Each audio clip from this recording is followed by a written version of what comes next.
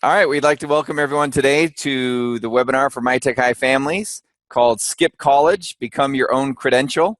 We're excited about that vision and thoughts that we can learn today. We're so grateful to have Isaac Morehouse on with us today, the CEO and founder of Praxis, a really cool program that he's going to tell us about. And we're just excited to be able to have ideas like this to help us get thinking of ways to help each of our individual children pursue a path that's successful for them. As we know, every child's different, and we just want to be able to look at all the different options available to children to help them be successful today and in the future. So with that, I will turn it over to Isaac. Take it away. Hey, thanks so much, Matt.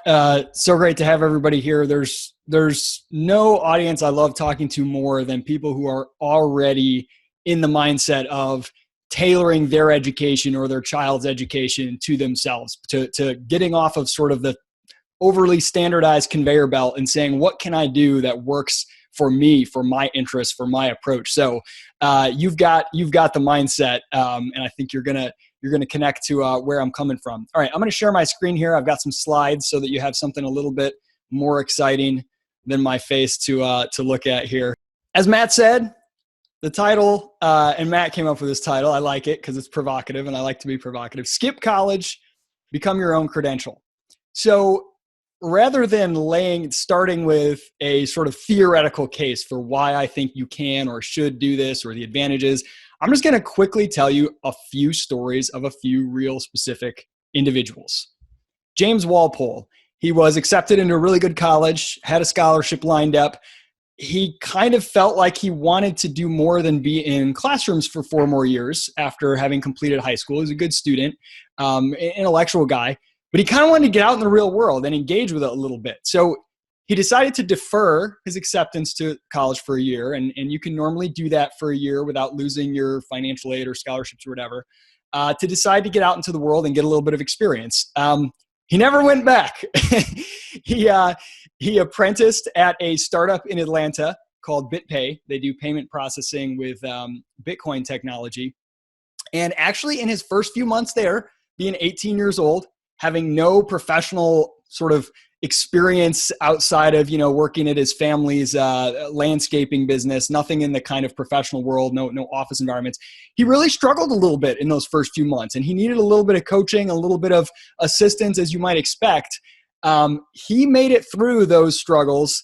That was 2 years ago. He is now the marketing director at BitPay. He's 20 years old, and he has an amazing career, lives in a cool apartment in downtown Atlanta, and is a respected guy in that space of Bitcoin technology, and really a master at his craft, and very much respected by the people at the company. And that was age 18 when he got started. He's 20 now. Charles Porges. Now, he was actually a senior in high school, and he was really restless and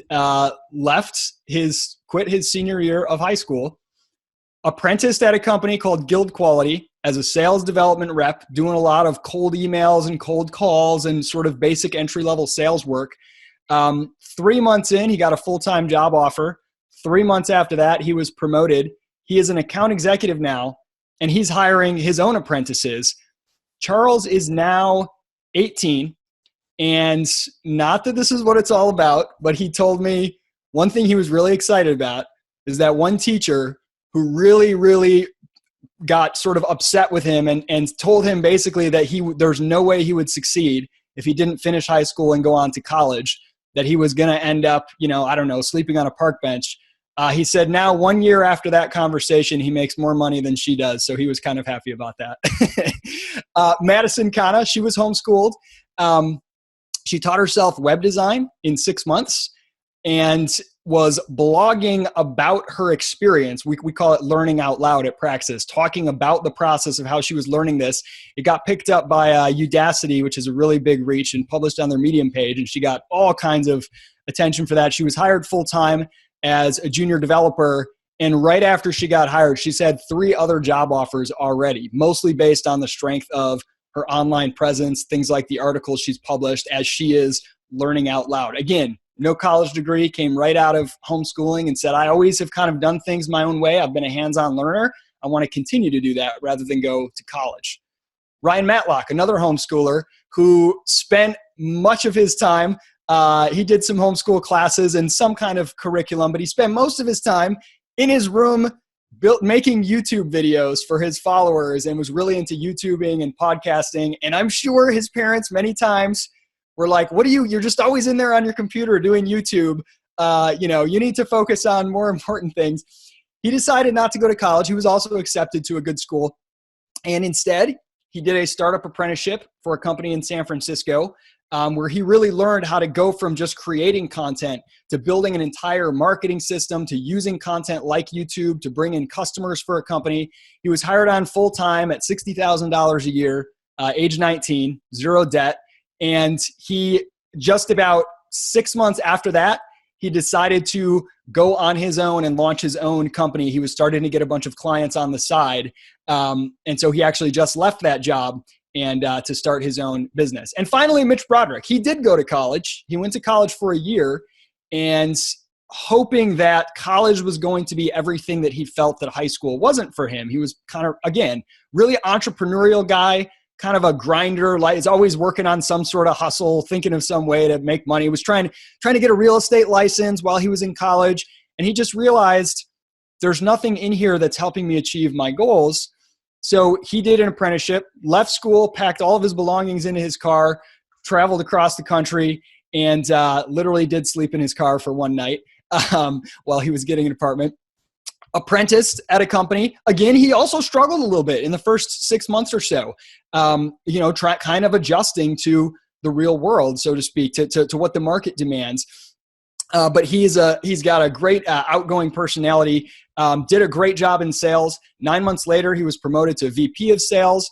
He worked there for 3 years. I think his first year he made over 100,000. And he was making probably 150 plus by year 3. And then he just left to go join a startup and be the VP of their entire sales department over there just a little while ago. How did all these people do this with no college degree? Well, they did it with Praxis. Now, this isn't the only way. Of course, I'm going to cherry pick examples that are people that we have worked with in our program. But what we help them do is something that I think anyone can do, whether or not Praxis is a tool needed to help. There's a fundamental thing, a truth that very few people understand about the world we live in right now. And that is that actually, I don't want to give it away yet. I'll tell you that in just a minute. First, let me tell you a little bit about myself and then Praxis, and you'll understand sort of what I'm getting at. Okay, so who am I? I do like a good burger, as you can see from the picture. So I was homeschooled. I say barely because my dad was in a car accident when I was 3, so he had a head injury and required 24-hour care. And so my mom was taking care of him and homeschooling 3 kids. And really, we kind of just snuck away to play Legos most of the time. It was sort of de facto unschooling. We had some classes and some co-ops and some curricula. But I remember my mom would give me a Saxon algebra 1/2 and say, okay, do it. And then also grade it yourself. So you can imagine how quickly I blazed through that thing with really, really high grades. I didn't develop any specific hard skills. So I'm not somebody, and this is something that most of our Praxis participants have in common. I'm not somebody who was a genius with coding or brilliant at engineering or had a really specific hard skill.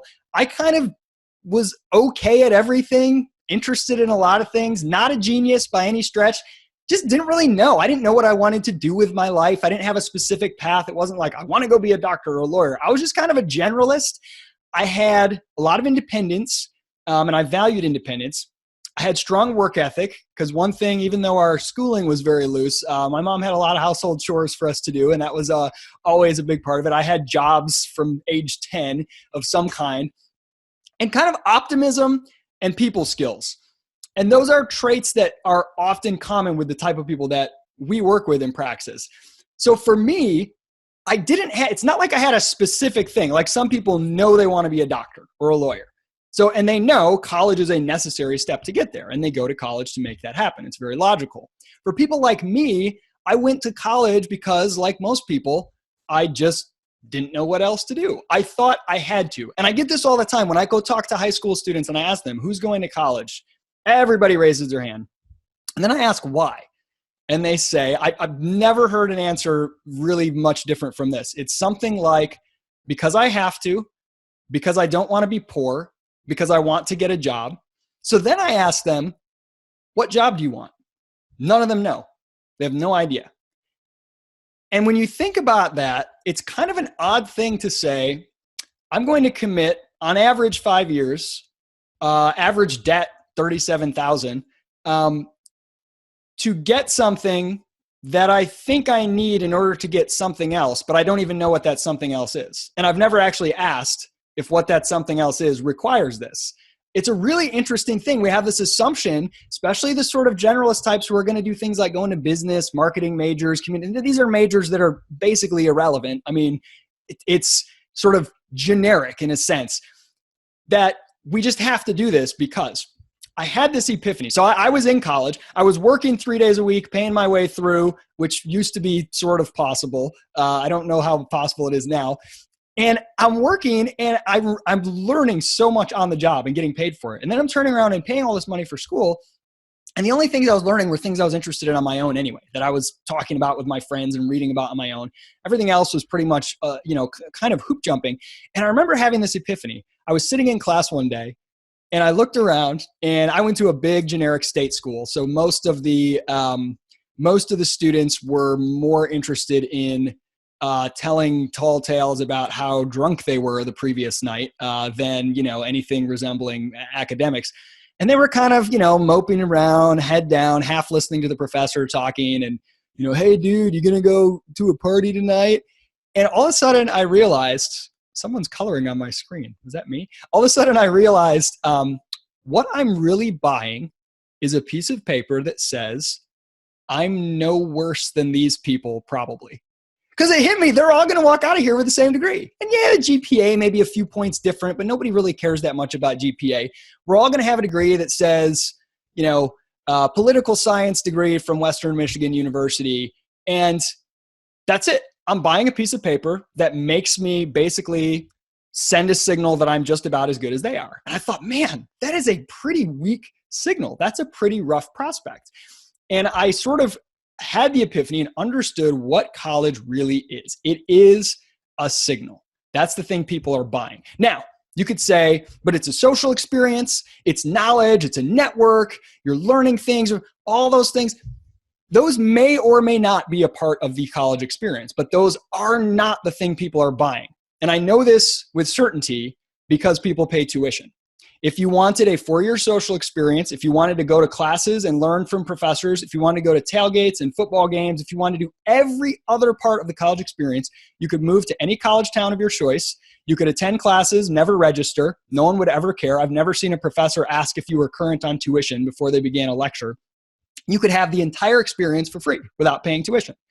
But nobody does that because they're not buying those things. They may or may not like those as an added benefit. They're buying the piece of paper, which is a signal in the marketplace that says, I have some minimum level of credibility. This institution is vouching for me. I made it through there, so I'm like at least probably better than someone who didn't on average. Now, it's not causation. Everyone knows that, but it's correlation. Usually the type of people who are already more capable are the types who self-select and go to college to get that degree. So it's a simple mechanism to send a signal that gives you some minimum level of credibility.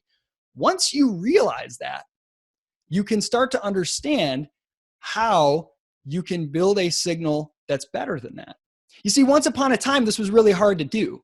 If I wanted to know something about Matt and his character, and he came along and said, Isaac, I want to work for you. I could have, a few decades ago, I could have hired a private eye to follow him around for 2 weeks, and I probably could find out less about him than I can find out today in 20 minutes on Google. We have this new access to information that's never before been possible, and we have an ability to build a signal of who we are, what kind of things we've done to demonstrate our skill, our ability in ways that are already far superior to a degree. I mean, the analogy I like to use is once someone has a college degree, no one cares about their high school diploma anymore. Nobody says, I've seen your degree, but let me see your high school diploma. Likewise, once you have anything more interesting than a degree, no one says, let me see your degree. If you say, I've got 3 years work experience, let me show you this website I built and this marketing campaign I ran and the results that we generated and this employer who says how amazing it was to work with me, I'm not going to say, but do you have a BA in marketing, right? Because you've already shown me something that's more valuable. That was the big epiphany. So Praxis was launched based on this understanding of what people really need to succeed in the professional world. It's 2 things: the ability to create value and the ability to prove that they can create value. That second part is the signal. Now, if you just can sell people on your ability, but you have nothing to back it up, then eventually you're going to have a bad reputation. But if you just have a bunch of skills and you have no way to demonstrate it to people, you're going to suffer as well. And increasingly, the signaling power of a degree is falling really fast. It doesn't mean very much anymore. So there are a lot of really bright people out there who have a lot of skills, and they're hoping their degree will convey that, and that showing people their degree will make them hire them. But it's not happening. 62% of college grads either have no job or a job that does not require a degree anyway. The majority of them. So they're assuming this thing's going to do a lot of work for them, but it's not. So even if you have a degree, you've got to find a better way to both create value and show people you can. I'll tell you one quick example. Somebody emailed me just the other day and said, hey, do you have any career advice of like what I could do, what kind of jobs I could do? I did really well in science and social studies classes in school. What kind of work would be good for me? And I responded and I said, okay, you got to understand your mindset problem here, because I've never met an employer who says, I'm really looking for someone who can memorize questions about mitochondrial DNA and do well on a test, right? They're looking for people who can solve specific problems and create value. And I said, whatever it was that made you succeed in those subjects, there could be something behind there, a skill set. Maybe you're really good at understanding systems and understanding, how things all connect to one another that can create value, but no one's going to look at a resume and say, oh, someone got a good grade in social studies. I definitely want to hire them in my marketing department, or I definitely want them to be my accountant, right?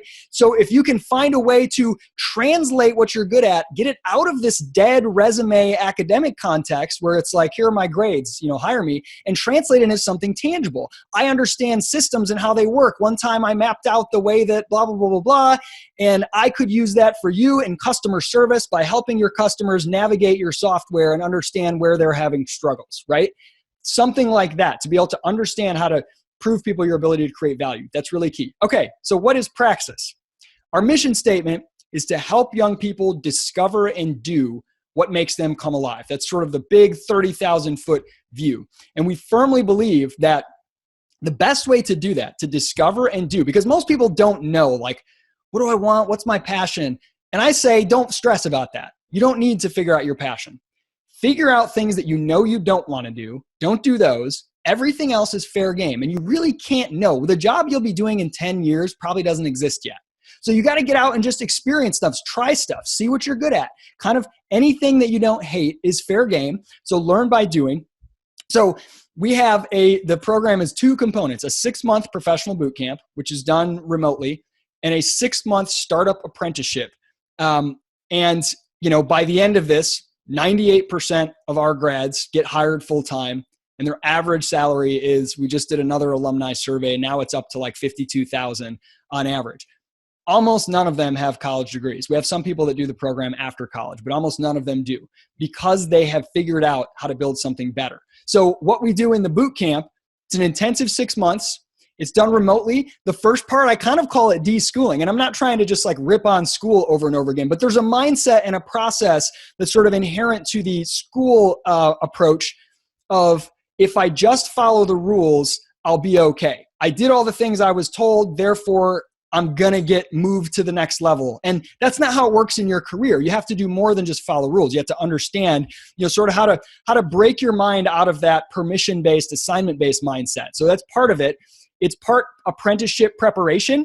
getting people ready to succeed in these apprenticeships, because many of them, this is their first experience and they've got the character, the work ethic, the drive, but just some of the small things, learning anything from how to navigate office politics to how to use Google Calendar to schedule a meeting so that you don't, send something to your boss and cause them stress or whatever, just really basics. And then part of it is really about putting yourself in the driver's seat of your own life and education and just realizing at the end of the day, you are Me Incorporated.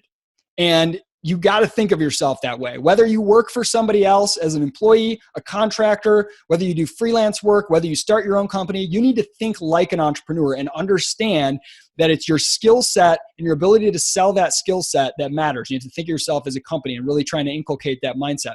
Again, this is remote. It's very much project-based, so we have a lot of resources and guidelines, and we have advisors that do one-on-one sessions with you. We have group workshops every week. We have an online community where people are sharing what they're working on all the time, but it's very much project-based. It's not like school. It can be a challenge for people to make that adjustment. People who are really good at school often have a bit of a harder time making the adjustment than people who sort of do the bare minimum and are smart, but sort of not like fully looking to go honor roll. So it can be challenged, but it's absolutely about getting you prepared and helping you build a brand. This is a big part of it. Everybody in the program creates a personal website, and they get feedback on it from their peers, from Praxis advisors, and they learn how to tell their own story. They learn how to understand their own skill set. They create a personal pitch deck. They create a series of projects that help demonstrate their skills so that they don't just say to someone, I have good design skills. They can show them, here's a portfolio of things I've done. Or, oh, I'm a good leader. That's like something people list on their resume. It doesn't mean anything, but can you show me something you've done? I organized and launched this event with 10 volunteers. Here's all the results, etc. Tangible evidence. We give them, they learn specific professional skills and tools, things that are really common and valuable to know in the workplace, various software tools that are common across a lot of different workplaces. I've been actually really surprised, given how young kids are like born in the digital age, how many 18, 20, 22-year-olds are really unfamiliar with some really basic software tools, even like Microsoft Office, or just knowing how to manage an email inbox effectively, or some of these more advanced tools. And learn to land opportunities. So creating a value proposition. So you don't go to someone and say, hey, would you hire me? Right? You go to them and say, hey, I want to do X for you. Here, I already did one for free. You can have it. If you'd like me to do more, let's talk. Understanding that the value proposition is the way to approach things. Creating a personal pitch deck that tells your story. Understanding what employers and professionals really want. Again, it's very different from what teachers want. It's a different world. The marketplace is interested in a different set of things, and it can take time to adjust. Okay, and the apprenticeship is also 6 months. You're working full time. You're making just under $15,000.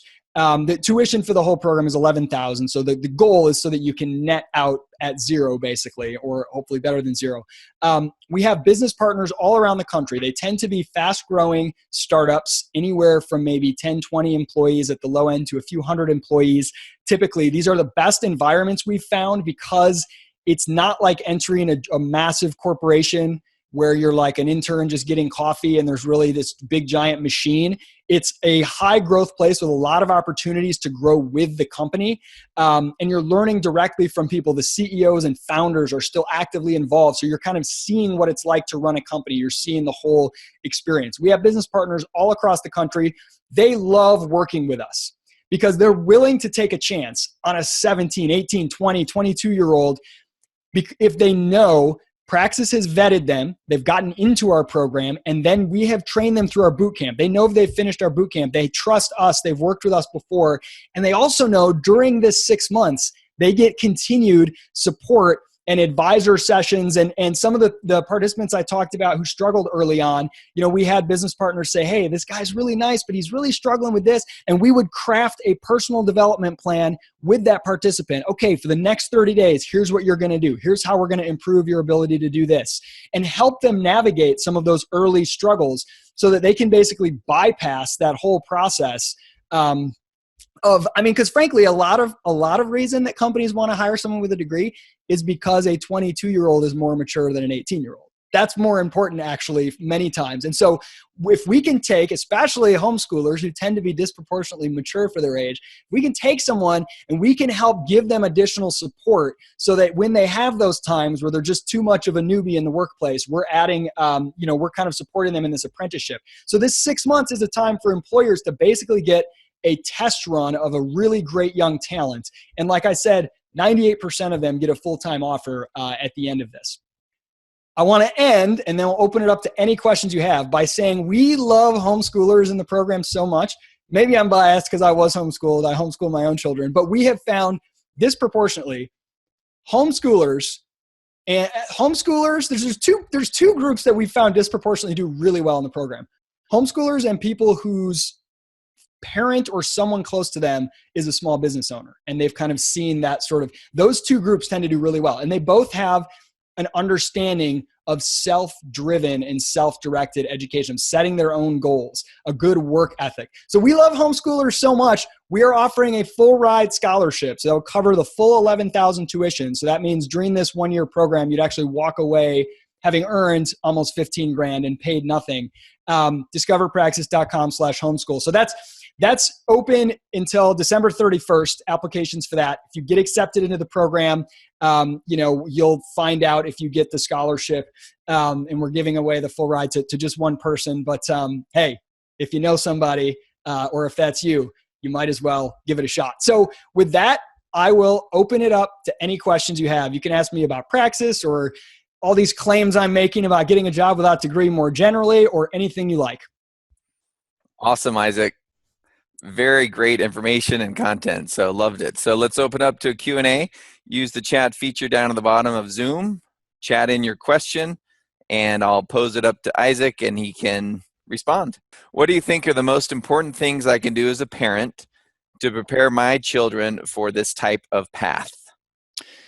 Yeah, I mean, really, and I'm asking myself this all the time. I have kids from 6 months to 12 years old. I have 4 kids. So I think the biggest key is the self-direction component. So the ability to set your own goals and create your own structure is really, really key. One thing we've noticed that people who struggle early in the program, it's they're waiting for someone to give them like a day-by-day, hour-by-hour schedule, and to even tell them what their next goal should be. And we always come back. We say we're like a fitness trainer for your career. You wouldn't go to a fitness trainer and pay them and say, okay, do your thing. Tell me what to do. They would say, well, what are your goals? Are you trying to run a marathon? Are you trying to lose weight? Are you trying to compete in a bodybuilding competition? You tell me your goals, and you tell me what you're trying to do, and then I'll help you come up with a program. So giving your kids the space to pursue their own interests, I think, is really key. And this is hard to do because I struggle with myself. Not stressing if you're worried that they go down a rabbit hole of one thing too much. Like if they spend tons of time on one thing and you're worried they should be doing other things and be more well-rounded.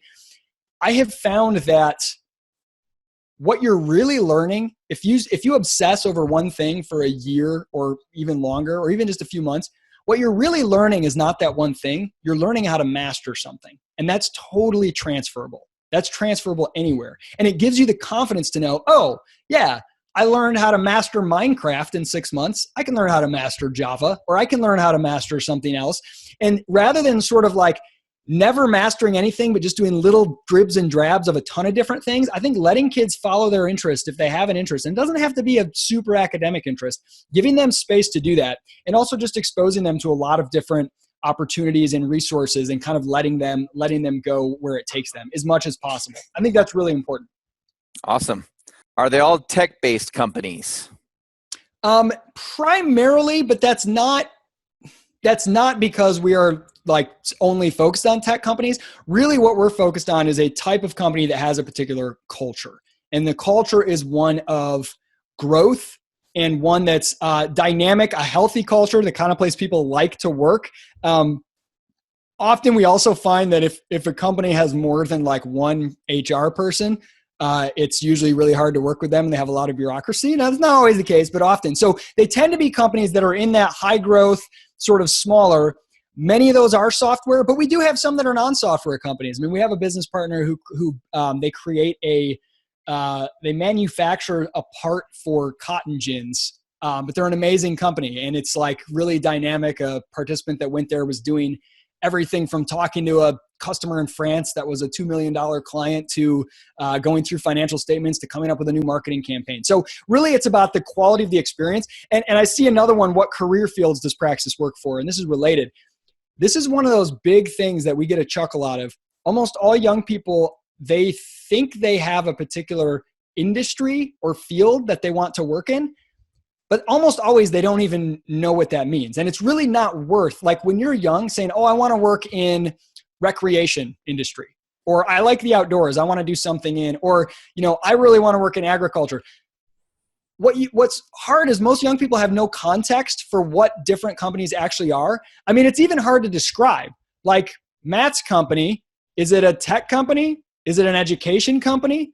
It's really hard to describe. And often the thing you'll be doing or the things you'll be doing, you would never expect. The participant who went and worked at this company that manufactures parts for cotton gins, I asked her, would you like to go work at a company? They have 30 people.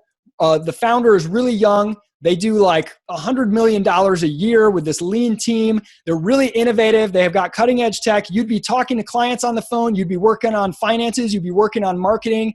Does that sound fun? She said, that sounds amazing. I said, you want to go work for an agricultural manufacturer? She said, no, that sounds terrible. And I said, well, it's the same company, right? You get stuck trying to define yourself in industry or field too early. I think it really doesn't make sense. Like there are so many things you may not have any idea that you'll enjoy. And the industry designations are sort of misleading oftentimes.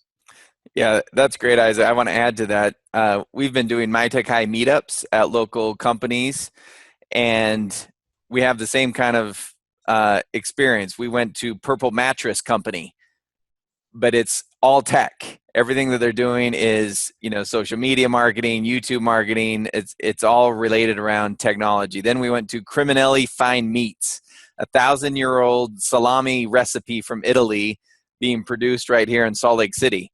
And, you think a salami company is not something that is a tech company, but it's highly tech company, right? So anyway, great conversation on that. Let's keep going here. Minimum age. What do you recommend? So we sort of technically say 18 and up, just for like liability reasons, but we have had more than one, I think 3 or 4 participants who have been 17. We actually had one who was 16 when they started the program. Those cases are sort of exceptions. When that happens, it has to be that the parents are 100% excited and behind it and supportive of it. It's really hard to place someone in apprenticeship if you're 17, you need to be a little bit mature for your age. Usually it's 18 and up. Yeah.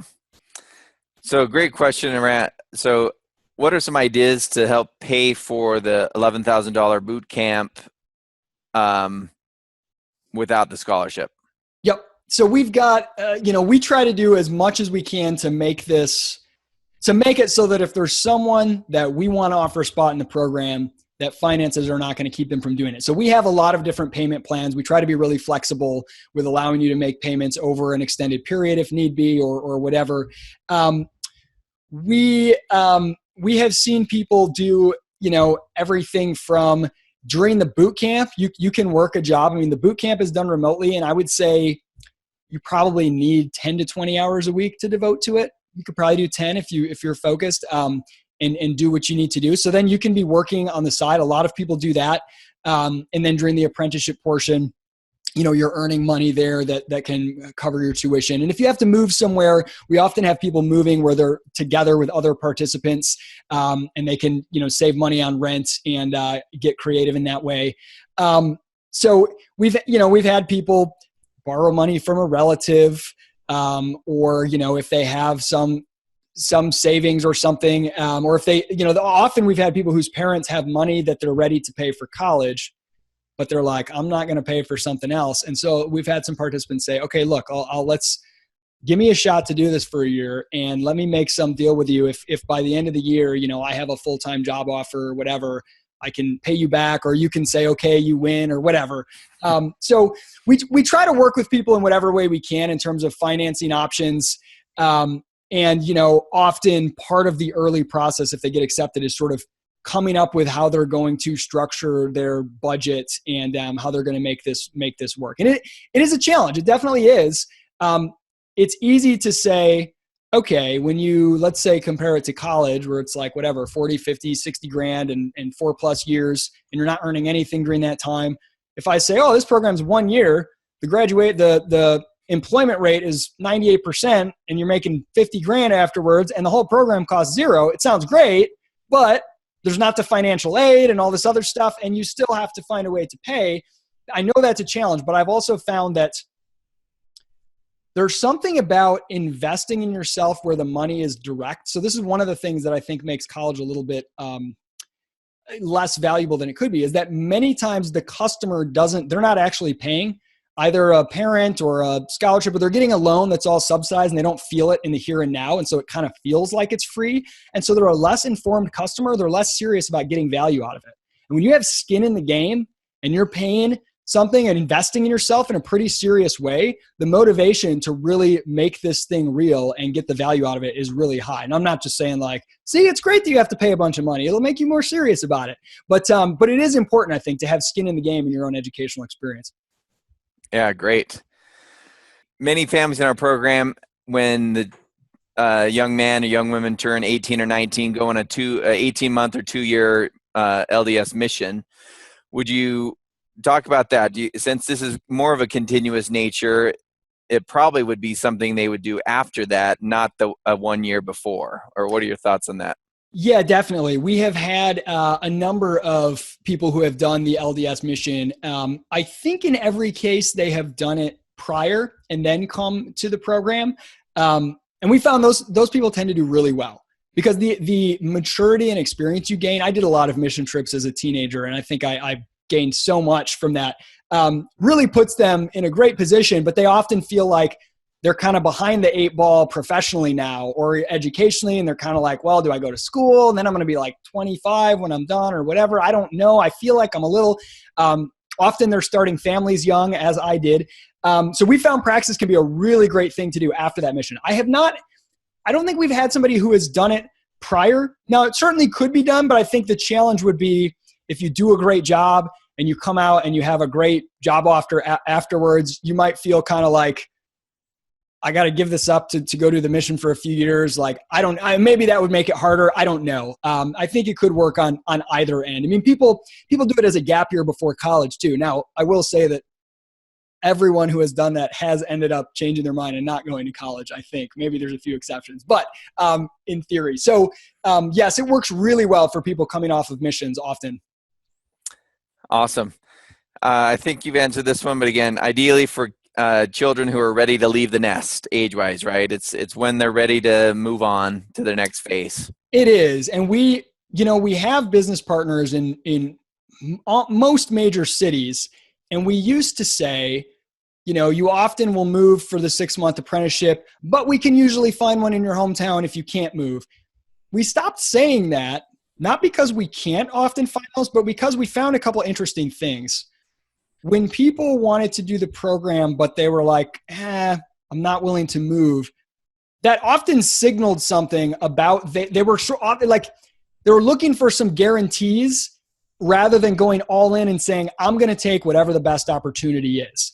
And it kind of made it, we kind of learned from that like, often we were able to convince people to say, I am willing to move if there is a better opportunity. And some people didn't have to move, but just the willingness to do it, it's almost like taking that leap and saying, look, if I'm going to do this program, I'm going to go all in and I want to find the best opportunity for this 6-month apprenticeship. It's 6 months. I can handle 6 months living somewhere. I'm excited. That's actually part of the journey, trying to be a grown-up at 18 or 20, living in an apartment in a new city for 6 months. And we have support and things, but something about that mindset versus the people who are like, I'll do it if you can find me something in my hometown. So we kind of backed off of that. Now, we still have had people who have either been able to get a remote apprenticeship occasionally. We don't do those much because they're usually a little bit less valuable without the FaceTime. Or we've been able to have somebody who's been able to stay in their hometown. But we try to say, mentality-wise, you've got to approach it like you're ready. You're ready for the adventure. Yeah, great point. And I'll add to that Derek Miner from MyTech High is working with Praxis to see if we can expand the number of apprentice partners that we can have in Utah, and so that'll be something we work on over the next year or so. Okay, great question. Can you set up a class through MyTech High that teenagers can take? And I'm going to bundle that with another one of what the application process is like. You said you vetted your applications. How can students prepare for this? We've talked to Isaac about a Praxis prep class with MyTech High program, and share some ideas about that. Yeah, we want to sort of test out. Matt and I were talking about doing a Praxis prep course for MyTech High, where people can go through and kind of get some of the stuff. We have what we call a pre-program module after someone gets accepted, before they actually begin, where they start to kind of lay the groundwork, and some of that stuff, putting some of that together. We did actually have a teen entrepreneurship course that we built, and we were sort of promoting that for a while. I think we overbuilt it and made it a little too hard and a little too intimidating. But we have got a few things that we want to do, and MyTech High is one place where we want to do that. So to do a course that basically helps people kind of get started and ease their way in. And then in the question about the application process. So we have about a 10, probably 12% acceptance rate. And I don't say that to brag. Like, I actually wish we could accept 100% of people who applied, but we have a commitment that we are not going to accept someone and take someone on as a customer if we are not confident we can create value for them. And often the things that we look for in that process, it's not GPA or some specific hard skills. It's more the mindset and mentality, the work ethic, the optimism. I call it the sleep in your car test. There are people who are willing to sleep in their car to get what they want, and those who aren't. We don't actually make you sleep in your car. As I mentioned, one participant did for one night, but just, it's a mindset, it's an approach that, like, someone who's hungry and eager. So we look for those traits. The application process itself takes about 2 weeks. The first step is really easy. You go online, it's free. It'll take you 2 minutes to fill out just basic information. And then you'll have, we'll ask you for some additional essay questions. We'll ask you for a couple references. You have a one-way video interview where you're timed and you have questions and you're on video and you just record your answers to them for us to kind of get a feel of how you think on your feet, how you communicate, your sort of overall outlook and attitude. And then the final step is an in-person interview with someone from our team. So yeah, the application process itself, we treat it as part of the product, even though it doesn't cost anything. That whether or not you get into the program, whether or not you end up doing the program, we want you to walk away from that experience having gained something and learned a lot about yourself and gain some value from the process. That's awesome. I'm going to add one more thing if I can, Isaac, just with regards to other resources available in MyTech High already. We have a beginning entrepreneurship class and we have an intermediate entrepreneurship class. Both of those encourage all students to then go start something. Do some sort of neighborhood-based business. Just getting that step out the door and go try to collect your first dollar is extremely important. That's one thing I want to say is if your child wants to start developing some of those skills, take one of our entrepreneurship classes. Second, we have a Google Ninja class.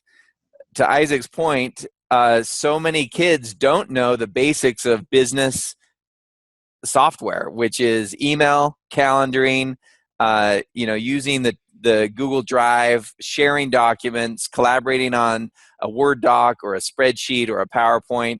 Those types of skills are taught in the Google Ninja, and I think every child, I've often debated requiring Google Ninja, but that's just not our personality to require something. But I would strongly encourage everyone to have the basic business productivity tool training that comes through just using Google more productively than probably anyone does.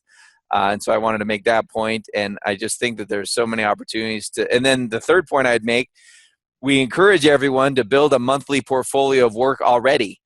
Some of you, view that requirement as a huge benefit. Like, start getting in the habit of creating your personal portfolio and adding valuable things to it. and even the weekly learning logs that are done, turn that into what Isaac has said is learn out loud. Use your learning logs. Many of our students use blogs for their learning logs or video blogs. Use that as this is a very safe place to practice every week communicating what it is you're learning, and learning out loud, I think, is a great term that I'm gonna adopt, because that's a requirement in our program, is to learn out loud every week and create a portfolio of work every month, and so use that as Praxis prep. So nice job. You mentioned a lot of participants end up starting their own businesses after internships or working. How common is this? As a college graduate parent, this is both scary and exciting. My goals for children be financially self-reliant. Do you find participants have solid prospects to keep themselves employed, or as business owners for the future of their lives? Yeah, our participants have really solid prospects. We've been at this for 4 years, and so far, all of our alumni, I mean, they're doing phenomenally well. They have more than enough opportunities. And I would say actually it's a minority of them who have gone the route of, I want to launch my own thing, or do freelancing, or put together clients. My suspicion is that if you ask me in 10 years, probably a majority of our participants will have started a business by then. Many of them are, like I was, kind of entrepreneurial, but I never thought of myself like I must start a business. I just kind of wanted to see what I was good at and wanted to do interesting work. And it took me 10 years before I finally was like, I had this idea for Praxis. I have to launch this thing.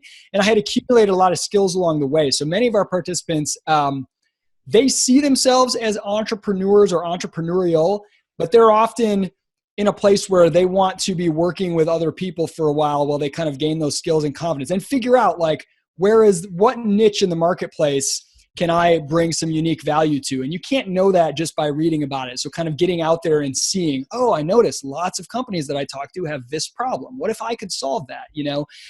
So most of them are working for someone. But I would say we sort of tell them we're preparing you for a post-jobs world. There's a great book called The End of Jobs, by the way, which I recommend.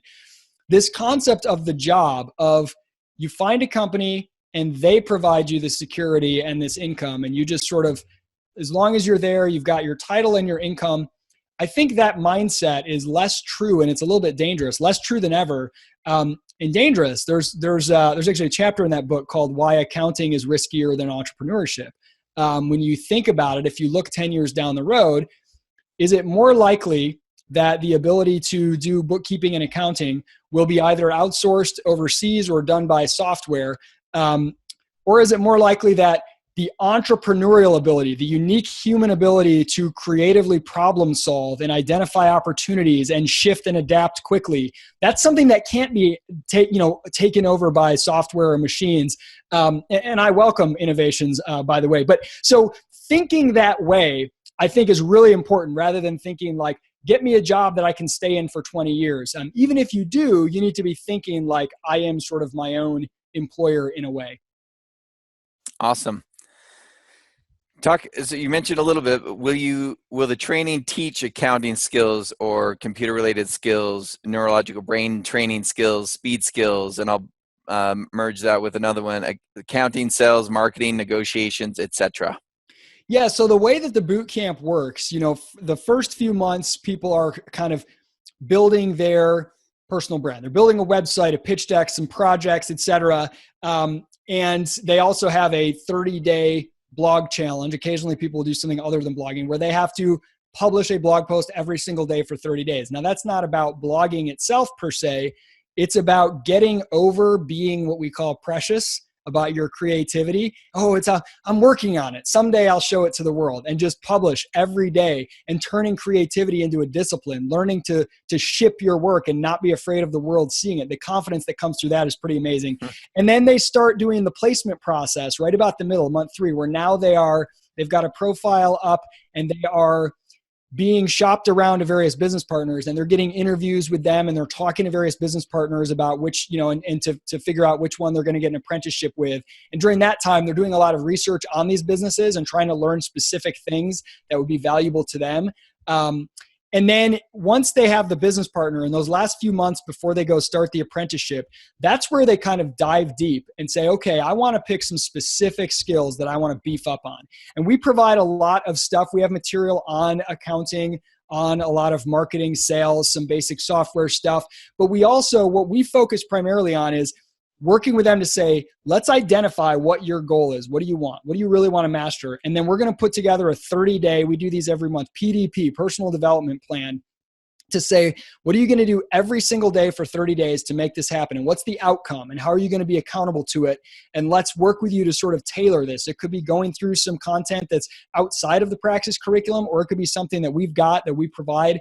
But it's really about tailoring to their goals. And we've got a lot of professionals in our network. So we'll bring in people to do workshops or to do advising sessions one-on-one who are really good at a particular skill set. So if they want to learn accounting, we can bring in an accountant and say, look, here's what I would do. Here's how I would go about it.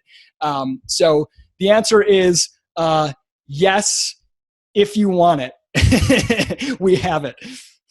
Nice. Is your homeschool scholarship one-time thing or something offered every year? So this is the first time that we're doing it. We'll see how it goes. I think we'll probably offer it every year, is my guess. I really wanted to just make the program more widely known among homeschoolers. It is in certain circles, but so I thought, what better way than to let's just give somebody a full ride, you know? So Nice. we'll see. Thank you guys for coming and listening. I know I can ramble a little bit when I get excited, and I'm always excited to talk about this. No, that is so great. Isaac, we appreciate you coming. I'm going to do a fun thing that I like to do at the end of this. I'm going to unmute everybody at once, and just you can enjoy the chaos for a moment while you shout out thanks to Isaac. So with that, I will say goodbye, because as soon as I unmute everyone, it will be loud. So with that, thank you, Isaac, and thank you all for attending. You're off mute. Thank you. Thanks, Isaac. Thank you. Thanks, everybody. Thanks for that question, Kevin. I am done now. Say thank you. Thank you.